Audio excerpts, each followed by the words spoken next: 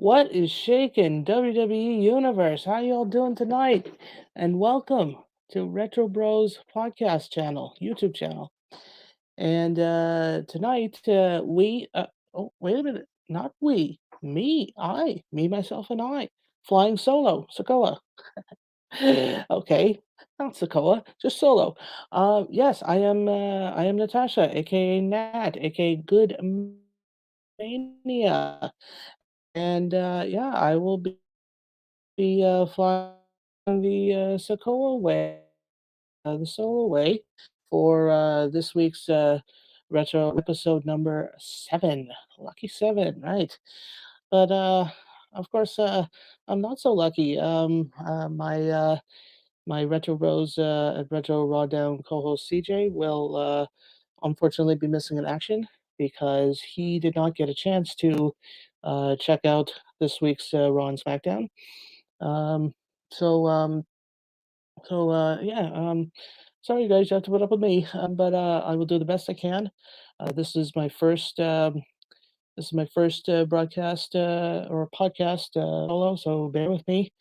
Um, I I know I'll do fine. I feel pretty confident, and shout out to my fellow Retro Bros podcasters, Frank and CJ. Thank you for giving me the confidence to at least try this on my own, and for sticking with me and bearing with me, and giving me some of the most fun times I've had so far. And if you all out there are interested in seeing some of our fun times, and if you're new to our channel here, hit the subscribe button. And if you are interested in knowing what's going on in the world of wrestling, or for that matter, even some other sports, not only do we do reviews and opinions on the past week's Raw and SmackDown, like here on Retro Rawdown, but we also um, go on and give our reviews, match results, and opinions on some of the best pay-per-views of all time. Of course, Frank and I just over a week ago we finished our review on the 1992 Survivor Series, or shall I say, pardon me, the 1992 SummerSlam, which of course has gone in history as one of the best pay-per-views of all time. So if if you're into wrestling as we all are, and if you say to yourself, "Oh yeah, I'm a wrestling fan," well, prove it. Prove it to us. Hit our subscribe button. Check out our videos. Like our videos. And if you do, we'll pull a Chad Gable on you, and give you all a big, nice thank you. Yes, we will. But if you don't do it, we're not going to like you very much. And we're going to have two words for you. Nonetheless, you know you all will do the right thing, and you'll subscribe, and you'll have the time of your life watching our many podcasts. And this for me, in addition to the um, the 6 retro rawdown shows I've done, I've also participated in a couple of other um, pay-per-view reviews, which have been amazing. And I'll give you all a plug on those later on, just to give you all an idea of what to look forward to. But for now, we'll get into the or at least my opinions on this week's Raw and SmackDown shows, and feel free to leave any comments on uh, on the YouTube video as of what you think. Um, any views or opinions you'd want to give, you're more than welcome. So, yeah, this week was definitely a great week to be a Canadian wrestling fan, as I am. I'm coming to you live from my home here in Toronto, Ontario, Canada, which, of course, Monday Night Raw took place a few weeks ago.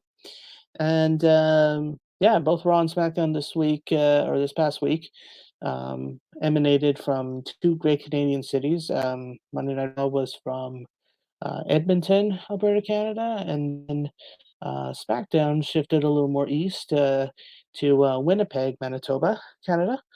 And so yeah, definitely felt great to have a double dose of true white north wrestling spectacles, no question. So, so with that in mind, let's get to my notes here, and I'll be I'll be just fine with these notes. So again, bear with me, and for sure I'll do the best I can for all of you. So the first match here we have was Bianca Belair against Io Sky, Damage Control. Non-title match, of course. As we all know, Bianca Belair is the current Raw Women's Champion, and with that, I felt that she definitely had the overall edge, momentum, advantage, call it what you will.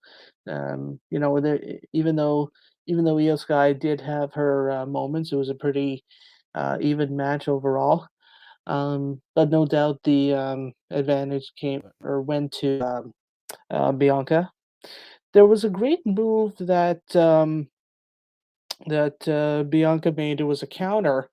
It was a counter move. She did like a head scissors into a backbreaker. Now that's definitely something I can't recall ever seeing before. So I found that to be pretty amazing move. And yeah, the no surprise.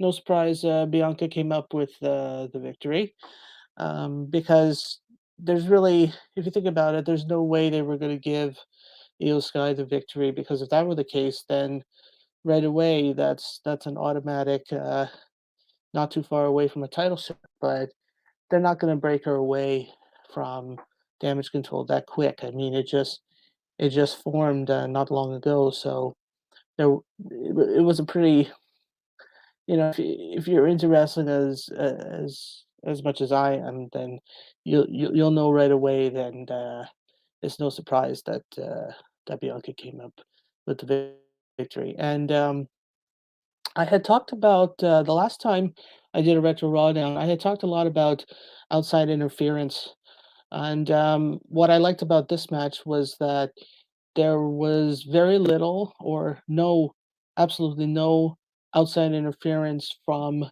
the other members of Damage Control, Dakota Kai and Bailey. You would think Bailey would stick her nose in, but she held her ground, and that surprised me. And of course, there was the birthday girl of that night, Asuka, and Alexa Bliss. They were in the corner of Bianca, and they didn't stick their nose into it much at all. So that made for a pretty good match overall. And then the next match we have here was a renewal of a rivalry. If some of you don't recall, in the heart of the COVID problem, when Raw and SmackDown was first being broadcasted or performed in front of no fans, and eventually the Thunderdome, which incidentally I participated in, and I didn't find it great. I mean, it's definitely nothing beats being in a being in a crowd of a live wrestling show. There is nothing like it. But nonetheless, during that time, both Seth Rollins, excuse me, Seth freaking Rollins, shall I say, the visionary, the revolutionary, and Rey Mysterio, they were involved in a sort of short-term rivalry, and the highlight, or if you can call it a highlight, or the scary part of that rivalry was when moment when Seth was taking Mysterio's head and trying to jam his eyeball into the top corner of the steel ring steps. So that that made for a pretty, now that I think of it, pretty long rivalry. It took up a good few months or so. And so match from this past Monday's Raw with Rollins and Ray sort of gave a renewal to that rivalry and gave it a sort of like a new spark. So um, then this is where the Canadian wrestling fan in me comes into play. Now, Raw being in Canada this past week, I don't know if it was any sort of intention on Rey Mysterio's part, but his ring gear colors were all of the Canadian flag, red and white, and whether it was intentional or not, personally, I don't really care. It was really cool to see. So, um, if he meant it out of respect for the Canadian fans, kudos to Ray. Gracias, Rey Mysterio. Gracias. As a Canadian fan myself, that was cool of you to do. And whether, even if it wasn't intentional, then fine. It looked amazing. um, and then this was like another amazing encounter. So by it was first a springboard by Mysterio, which he does a lot of, you know, being the high flyer. He made a springboard, and Rollins turned it into a gutbuster. So that was a wow moment for me during that match. That was pretty well put together. And you know, Seth's character is like all cocky and into himself and whatever. And of course, what he tried to do was tried to do the three amigos, the shoulder shaking like what Eddie Guerrero used to do. And you know, you can find it funny, you can find it sick, but that's Seth. You know, what are you gonna do? That's Seth. That's what he's paid to do. Yeah, we can't deny it. Um, and then yeah, um, you know, a lot of times when, especially with the crossbody, a lot of guys or girls for that matter, they tend to fall right into it. In like once their opponents in midair try to give the crossbody, they're either walking into it or trying to make it look um, real. But let's face it, you watch it carefully and it's not. But what Seth did was really interesting. When Ray tried to deliver a crossbody um, to Seth, Seth was right on his feet, and you know, he just seemed to make the move more a little more realistic than usual. So I found that to be interesting, and you know, just again, it just looked more like not so much a staged move. It looks like something that was, you know, actually done. So I found that interesting.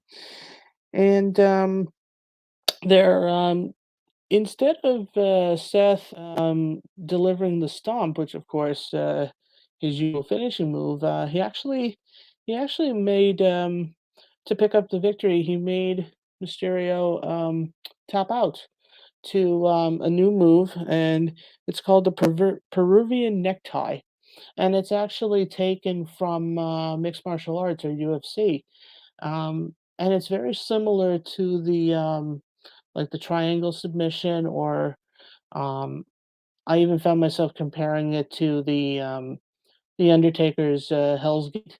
You know, it's a you know you're wrapping your legs around your opponent's neck and pressing so hard that he or she might eventually tap out or will eventually tap out. So it was interesting to see Seth do something like that because you know he's more the trickster, the technician sort of wrestler.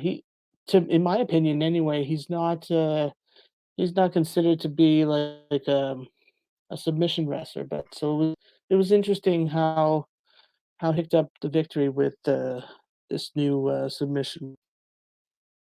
Okay, so the next match we have here is the Alpha Academy against Kevin Owens and Johnny Gargano, or Johnny Wrestling, if you will.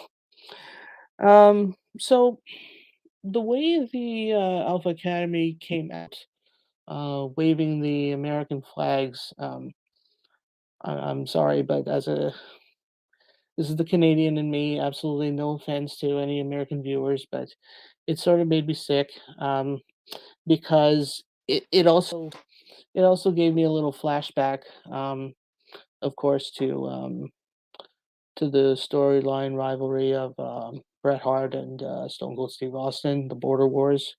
Like when there was a show in Canada, Bret would get all the praise in the world, and Stone Cold would be dumped on or booed till the roof blew off the place, and then vice versa. They go back to the States. Stone Cold gets all the praise, and Bret gets all the crap dumped on him by the fans. Um, even though they were both fan favorites, at that very point in time, you're talking like early to mid 1997, so you're talking like 25 years ago already. And quick shout out to my Attitude Era loving retro bros, CJ and Frank, for that. And so yeah, that when I saw the Academy bring out the American flags and start waving like that, and being in a Canadian city, it sort of brought flashbacks to that very time period or point of wrestling history. Um, I also wrote here that there was a point in the match where Kevin Owens and Otis were one on one, but it wasn't as long as I would have liked it, because I've always said that I enjoy when two superstars of similar size or wrestling styles of moves are one on one, because it always makes for a much better match. So I would have liked to see more, again, Otis and Kevin Owens face one on one, because I saw a lot of mismatching. You saw KO and Chad Gable a few times, or you would see Otis and Gargano, right? So you Gargano's a stick compared to Otis, right? So and then of course, once again, the Canadian came out in me. It was great to see Kevin Owens try to do a sharpshooter, right there in Heart Country, if you will, right there in the province of Alberta, of course, Calgary, Alberta, the home of the infamous Hart family, and of course Bret Hart, his signature move, the sharpshooter, finish of the sharpshooter, and so it was cool to see Kevin Owens make an attempt with that. And I don't know if you all know the saying, "Ready, willing, and able," but I was saying to myself, "Oh, ready, willing, and Gable." But nonetheless, it wasn't Chad Gable who was receiving this next highlight. It was Otis, and I think you all might know what I'm talking about. Like Ready, Willie, and Gable. Oh, I mean Ready, Willing, and Table. What a highlight, right? Of Owens giving, if I recall, it was yeah, it was a flying elbow through the announce table to Otis. So that was an amazing, of course, highlight of the match there.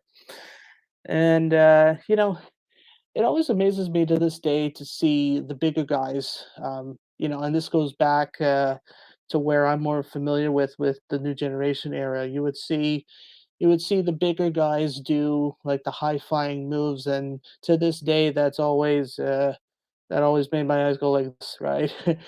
It's always amazing to see, and um, Kevin Owens was no exception. Doing this high flying elbow into the announce table to Otis, so that was definitely a highlight of the match, if not the highlight of the night, if you ask me so far. And a great segue to Gargano and KO picking up the victory. And for what it's worth, I mean, anyone who's watching, if you all watch NXT, you're probably more familiar with Gargano than I am, because I'm not.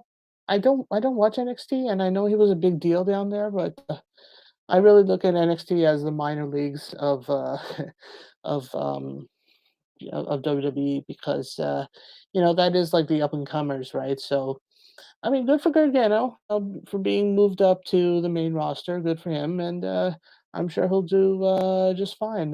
He's a fan favorite, and I'm sure he'll get the praise he deserves. And The next match was Omos against two local wrestlers. I didn't even bother to get their names.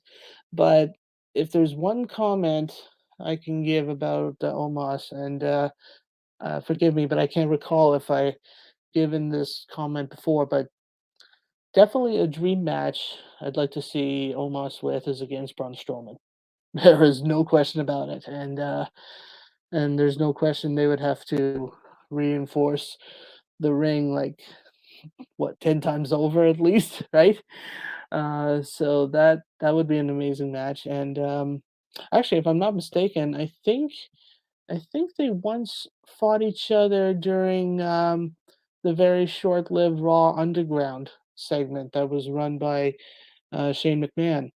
It would be like one, two, maybe three matches throughout a Monday Night Raw broadcast, and if I'm not mistaken, I believe Braun Strowman and Omos were.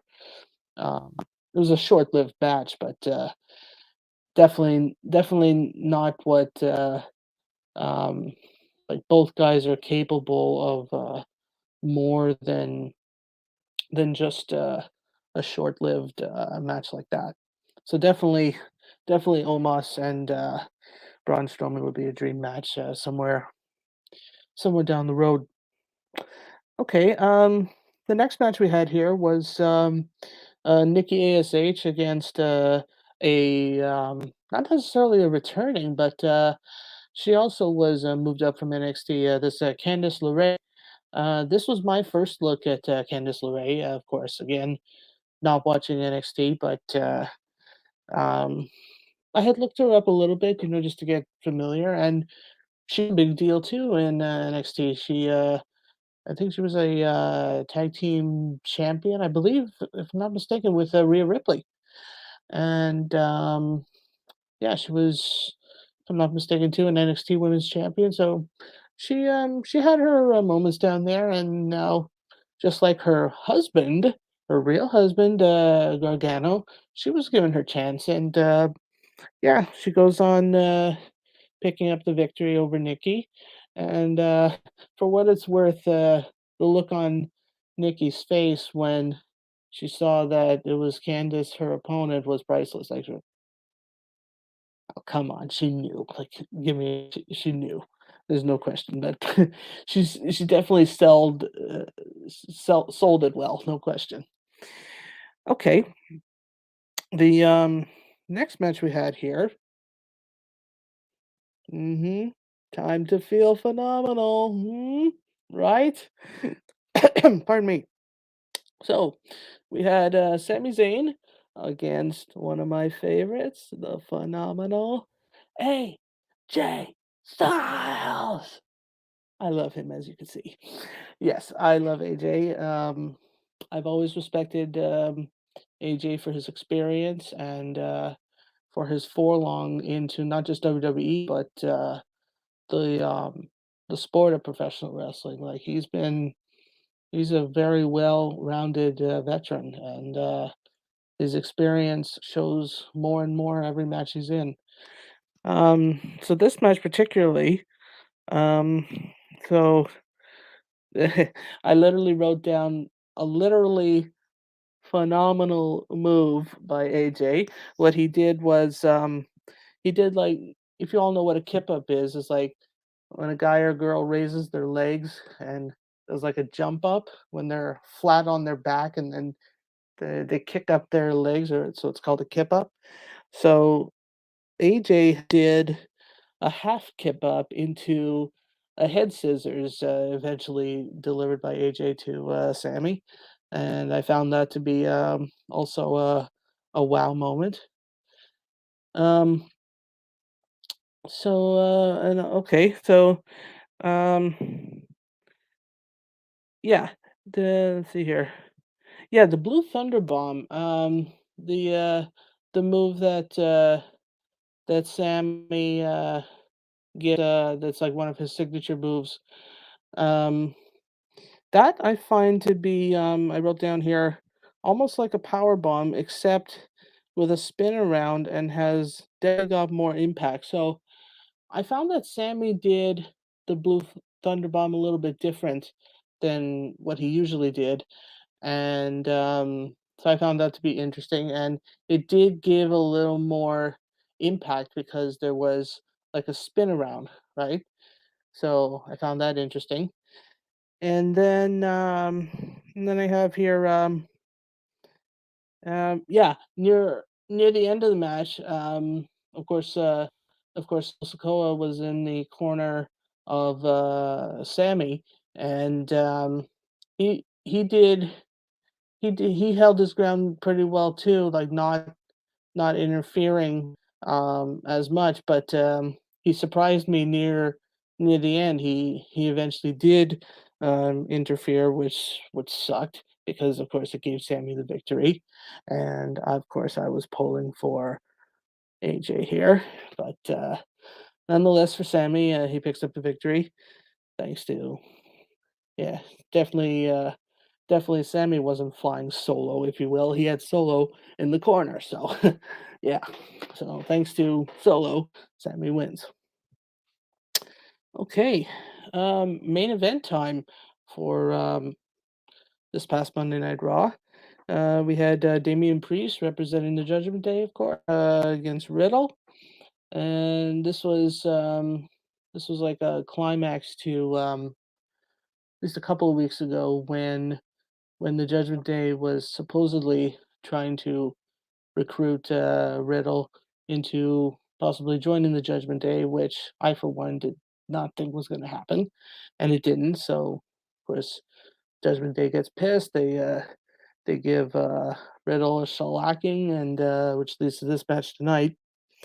And what I found interesting at first was the commentators kept saying that both Priest and Riddle had been like longtime friends, but to be quite honest, I'm not sure why that was. Like, if any of you can want to leave comments on that, maybe to help me out a bit, like, were they ever tag team partners? Did they travel together a lot? Did they start around the same time or something like that? Because that's something I'm not so sure of. But yeah, I mean, they definitely they're definitely far from friends these days, no question.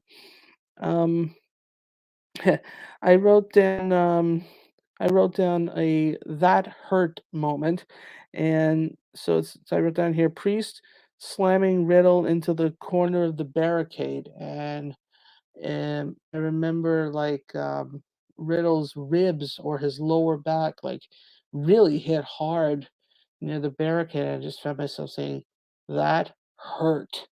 Like, oof, that poor Riddle. You know, it looked like Damien had broken him in half, at least. Not in pieces, not yet, but in half at least. Um, and yeah, so let's see. Yeah, and I also found myself thinking about the Judgment Day in all its form that I think they're very much complete. That you know the current members nowadays, Finn Balor, Rhea Ripley, and Dominic. I think they're pretty much complete. They look like a set faction, and um, in my opinion, if they're going to add or attempt to add anyone new, it shouldn't be for I would say at least a few weeks. You know, let the fans get used to them as a set faction. You know, with Dominic just being recruited, right, and which we all let's face it, we all had a feeling that was going to happen. Um, so so yeah, that looks pretty good in my mind. So yeah, they're pretty much complete. Yeah, then I wrote down another wow moment for me during this match was yeah, there was a fisherman suplex by Riddle, and it looked a bit different than a regular fisherman suplex. It had a little more impact. So another wow slash hurt that hurt moment. Um, and then there was an amazing counter from Riddle from top of Priest's shoulders into a roll up for the victory. Can you imagine how much stamina and um, practice, if you will, that must have taken to get that all right and pick it up. So that was pretty well done, for sure. So, with all that, good for Riddle. He picked up the victory, but of course, after that, of course, the rest of the Judgment Day had to show up and beat them all up. But yeah, but good for Riddle. You know, he's a little scrap dog, but he does what he can and he gets all done. So yeah, so that's Monday Night Raw. Um, so before I go into SmackDown, um, and this is where the classic wrestling fan in me comes into play. Um, there was some sad news in the wrestling world. Unfortunately, at I believe age 79, WWE Hall of Famer Antonio Inoki had had passed away. He was, for those of you who don't know, um, he was one of, if not the first Japanese-born world champion, and he was basically the Japanese equivalent to Vince McMahon. Like he helped put wrestling into the more international stage.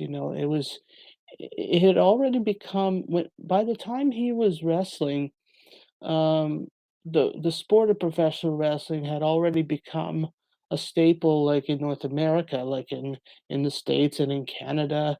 But with guys like Inoki, he he helped to, if you will, put professional wrestling on the world map. Not just on the map, but the world map. And there was a lot of great world title fights and classic bouts with guys like Ric Flair, Hulk Hogan, Bob Backlund, and Dusty Rhodes, just to name a few. And he's one of those guys who, if you think about it, if it weren't for guys like Antonio Inoki, there wouldn't be as much exposure to the world of professional wrestling that there is today. Um, definitely, definitely, professional wrestling is huge in Japan, like it is in countries like, of course, the States, Canada, Mexico, Great Britain. They call it World Wrestling Entertainment for a reason. So, as fans, we can thank guys like Antonio Inoki for giving giving professional wrestling the exposure it definitely deserves. So, on behalf of myself, my Retro Bros co-hosts, and all of us wrestling fans around the world, rest in peace, Antonio Inoki's son.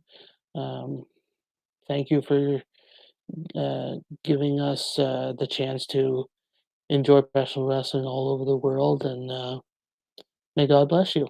Thank you. So, and with that in mind, and let's go on to let's go on to happier times. Um, let's go on to this past Friday night's SmackDown, of course, taking place last night in, as I mentioned, Winnipeg, Manitoba, Canada. And the first match we have here is tag team match: Sami Zayn and Solo Sikoa teaming up against Ricochet and Madcap Moss. Um, I don't know about you all, but I'm still getting used to Sammy being the honorary Oos, if you will, and sort of just like tagging along with any members of the bloodline. I mean, I sort of feel what Jey Uso feels like. Just I can see right through him too. Like I know what Jey Uso's thinking. Like it just doesn't look right. Like Sammy's not a he's literally not a blood relative, whereas of course Solo Sikoa is. Um, so I don't know about you guys, but, it's gonna take me a while to get used to, seeing Sammy with the bloodline, or for that matter, his, honorary Uce, moniker. Um, but, in terms of the match itself, first, great counter I saw here was, there was a counter by, Madcap Moss. So I wrote here, "A flying crossbody into a jackhammer." So that gave me a little, Goldberg flashback there. And just thinking, a guy a guy like Madcap giving, a powerful move like a jackhammer, countering from a move like a flying crossbody is, pretty amazing. I mean, all these different combinations of different styles by, no pun intended, different styles of moves, by just one superstar, I really find to be, wow moments. Um, and then, yeah, so that was followed by a pinfall attempt. And, I like how, I like how Sokoa has his move called the swinging solo, very similar to, of course, his cousin, The Rock. It looks very similar to a rock bottom. It's almost like a sort of a more impactful choke slam, right? I mean, I'm sure all of you know what the rock bottom looks like, but again, it's sort of a version of the of a choke slam, but a little more impactful.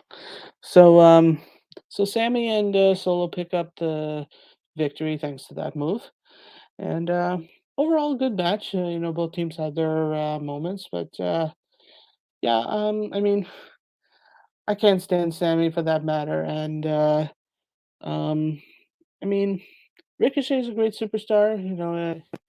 He gets his props, well deserved props, but not the greatest in my mind, but okay. And Madcap, he's growing on me slowly. He's okay, but I was happy for I was really only happy for Solo picking up the victory. So that was fun.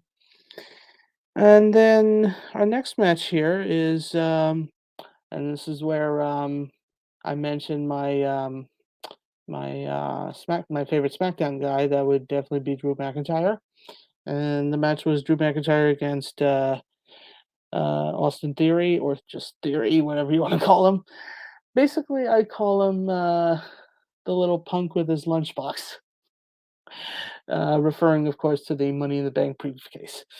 Um, yeah. So the first, or one of the first points I noticed in this match was there was a transition by Drew, a vertical suplex into a Beal. So um, Theory was in position for a suplex, but Drew turned it into a um, a Beal, like throwing Theory pretty much clear across the ring to the far corner. So that was an amazing move, and of course gave Drew a chance to display his power advantage over the lesser Wade Theory. Theory's only about, if not mistaken, not more than 220 pounds, and Drew goes around the 260 mark. So he, of course, has the chance to show off his power display there. And also, I noticed too that, and I had mentioned this a few times. Again, there's a lot of guys and girls who are going back and forth from between both shows, right? And so, like, this past Friday SmackDown was basically a Monday Night Raw invasion, and it started out with Gargano and KO, Kevin Owens coming to Drew's help. Um, Drew picked up the victory in thanks to a disqualification because yeah, there was an attack by the Alpha Academy had come down and distracted Drew at first, and there there was an attack by Otis, so that gave Drew the disqualification victory.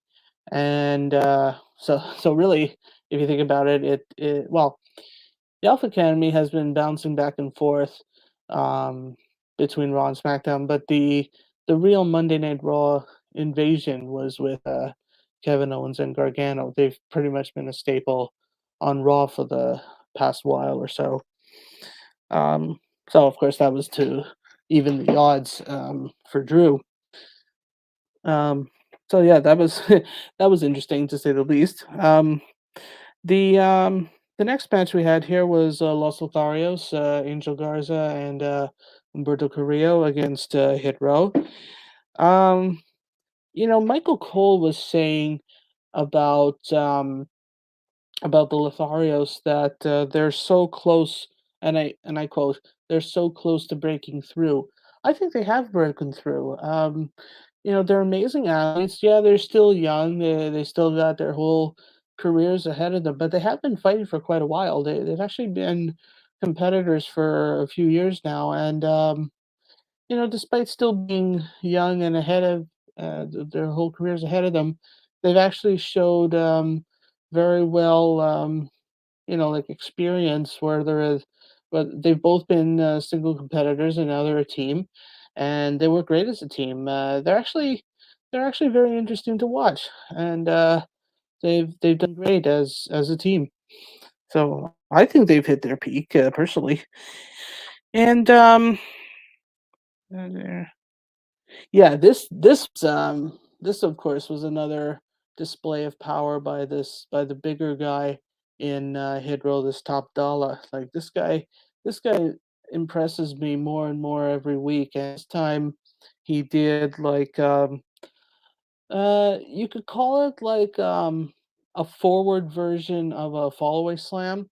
So he had both Umberto and Angel sort of almost like a choke slam grip, but each guy was on the front parts of his shoulders, and he just slams them down, and it was that was crazy to see. So he's a big guy, but he's got power. So that was an amazing power display, and thanks to that, Hit Row picks up the victory. I mean, to be quite honest, I don't even remember the other fella's name in Hit Row, but this Top Dollar big guy is pretty amazing to watch. I'm paying more attention to him as the weeks go on, and he's not a bad fighter. Okay, I would say this next match was the best match of last night's SmackDown. We had Natalia, of course, the uh, home field advantage in Canada against the baddest woman on the planet, Rowdy Ronda Rousey. Now you talk about experience. Oh my God. One of the first thoughts I had was honestly, I could see these two running like a wrestling school. They can train not only girls but guys too. You know, and what a revolution that would be, right? To have two, or much less even one well experienced female superstar train a bunch of new guys coming up. That would be amazing. Talk about girl power right there, right? Um, but in terms of the match itself, it's no question. Both superstars were able to display their experience and their very well-rounded discipline in the ring. Of course, Ronda has the UFC experience, and of course, Natalia has wrestling in her blood. She's of course is the daughter of late great Jim Neville Neidhart, and of course her uncle is Bret Hart, and of course my all-time favorite wrestler, the late great Owen Hart. So she's got it in her blood, and her doing the sharpshooter is a great tribute to her family, and of course, she made the attempt as she always does, and of course, it's extra special in Canada, her home country, and once again, the Canadian fan is coming out in me, and always amazing to see. Um, so let's see here. Yeah, and it's even amazing seeing Rhonda do the ankle lock, in tribute to her trainer, her helper, Kurt Angle. And you know what? In her own strange way, she does it much better than Kurt Angle ever did. Like I'll always have respect for Rhonda. She really is a badass, and I like these female superstars who don't basically act like Barbie dolls. It makes me sick. If you're going to be a professional wrestler, if you're going to be an athlete, then do it right. Don't act like a don't act like a Barbie doll, right? And definitely Rhonda fits into that category, so she does that very well. Um, yeah. Yeah. So what else we got here? Okay. So Ronda picks up the victory with the ankle lock, makes Natty tap out, and once again, this is definitely the match of the night for me, no question. Um, in fact, even too good for SmackDown. This is a pay-per-view worthy match. Uh, actually, you know what? It can be that can be an Extreme Rules match. That should be a submission match between those two. Um, if it if it's happened before, forgive me, but I can't recall it. But that should be um, a submission match. Maybe for Extreme Rules or maybe for another pay per view down the line. Heck, maybe even a Crown Jewel. Let that be a submission match, or not a quit match. Anything along the submission line would be amazing between Ronda and Natalia.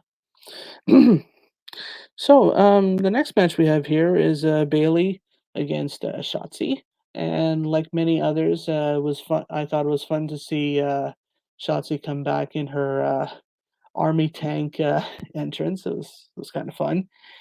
Um, yeah, apparently the rest of Damage Control, Dakota Kai and Io Sky were unfortunately stuck in Florida because I guess between Monday Night Raw and SmackDown, maybe some of some of the superstars had gone down there. Like before Hurricane Fiona hit, and maybe to go down do some training at the performance center, and unfortunately they couldn't fly out of Florida, of course, because of Fiona at first, and then Hurricane Ian not too long after. Which is also why, for the record, um, you saw Sheamus do a promo against Gunther and Ludwig and the rest of the members of Imperium. So you saw Sheamus by himself. You didn't see the Brawling Brutes, Ridge Holland and Butch. They apparently too were unfortunately stuck in Florida. And before I go on, I want to give some well wishes to like all the families and individuals and groups of people who are hanging in there and kicking ass and like making their own survivor series. They're doing what they can to get through all of this and you know again pull out their own survivor series. So hang in there, guys, girls. You're the true heroes. Everyone who's helping you out are heroes too, and heroes as well.